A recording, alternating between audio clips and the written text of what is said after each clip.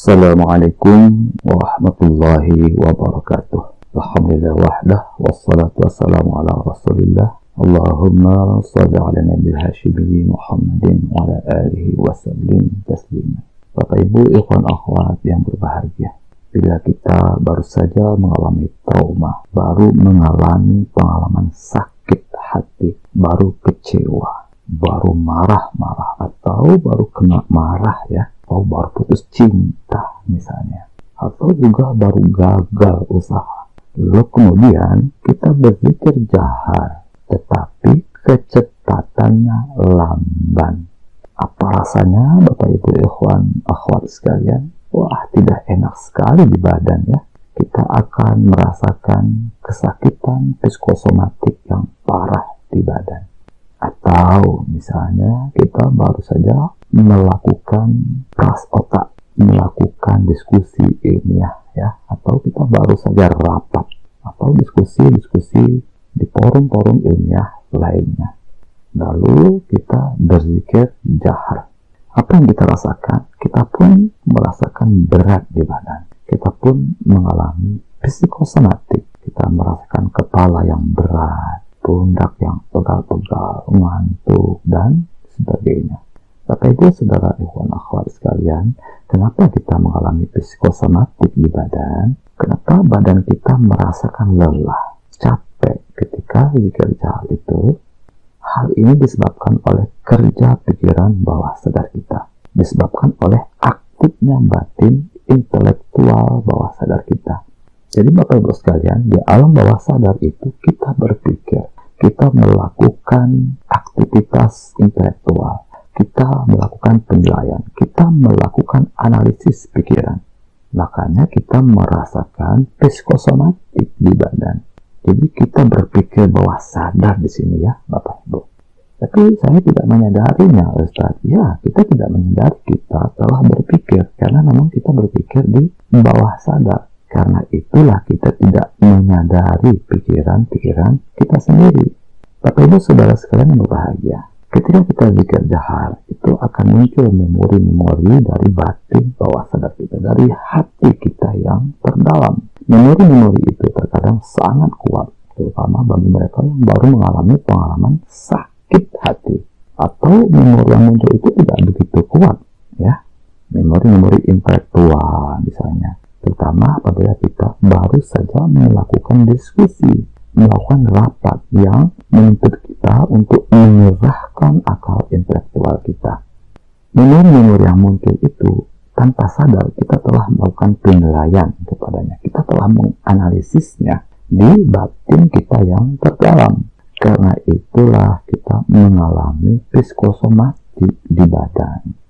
Jadi kekacauan pikiran, kekacauan ingatan kita di batin bawah sadar, kegelisahan batin kita di batin bawah sadar itu dilempar ke badan kita, sehingga kita pun mengalami psikosomatik di badan. Tapi saudara sekalian yang berbahagia, psikosomatik yang kita rasakan itu merupakan tanda, isyarat memang aktif pikiran bawah sadar kita itu. Psikosomatik merupakan tanda kita telah melakukan analisis bawah sadar. Kita telah berpikir di bawah sadar.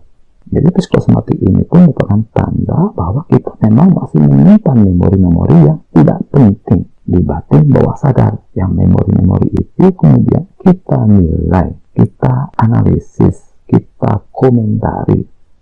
Nah, sebagaimana yang telah kita ketahui sebelumnya, memori-memori yang bermunculan begitu saja di langit pikiran kita, itu tak ubahnya seperti sampah-sampah batin kita sendiri yang menumpuk di batin bawah sadar kita, di rumah batin kita yang terdalam. Kita lakukan analisis terhadap memori-memori yang tidak penting itu. Maka akibatnya kita merasakan psikosomatik yang berat di badan kita.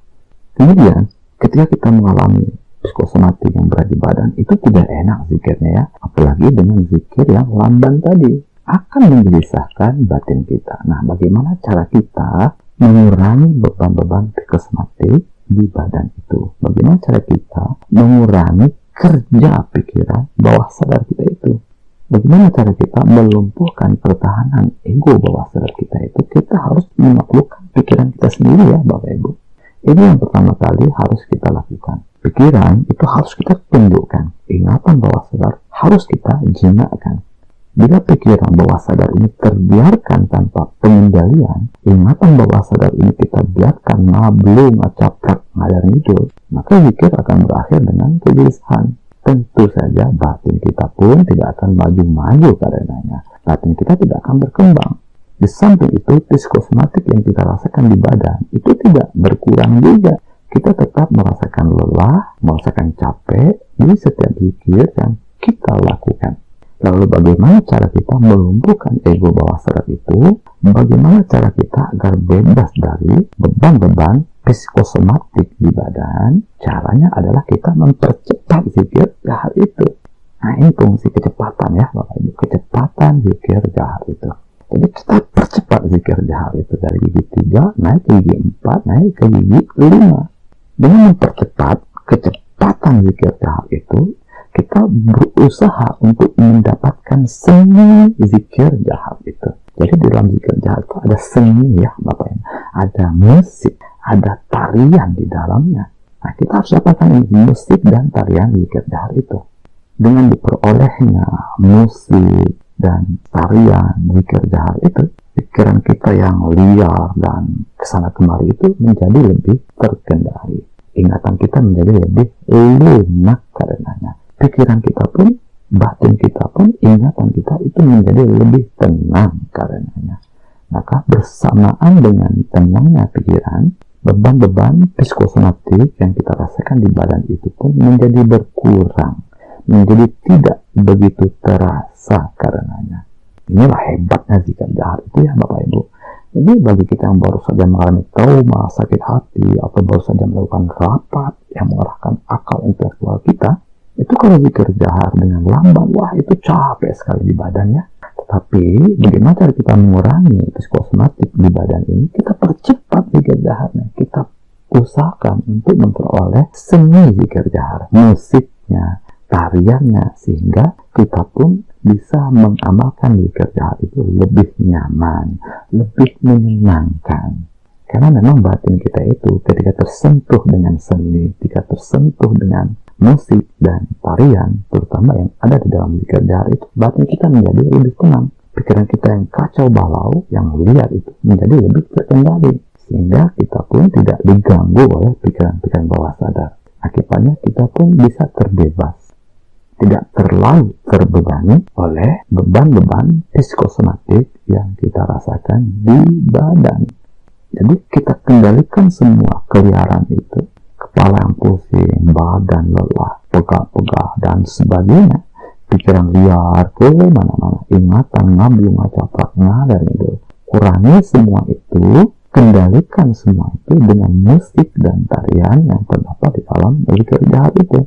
Jadi Bapak Ibu Saudara sekalian, dengan seni zikir jahar, dengan musik dan tarian yang ada di dalam zikir jahar itu, kita memiliki kesempatan lebih lama untuk membersihkan batin kita dari segala kotoran di dalamnya. Maka pada akhirnya bersamaan dan bersihnya hati, tentu kita akan lebih mudah untuk merasakan dan menyadari zikir jahar itu. Baik, itu saja yang dapat kita pelajari pada kesempatan kali ini. Semoga ada hikmahnya. Allahumma salli ala nabil hashimi Muhammadin wa ala alihi wa sallim tasliman. Allahumma salli wa sallim wa barik alaihi. Wassalamualaikum warahmatullahi wabarakatuh.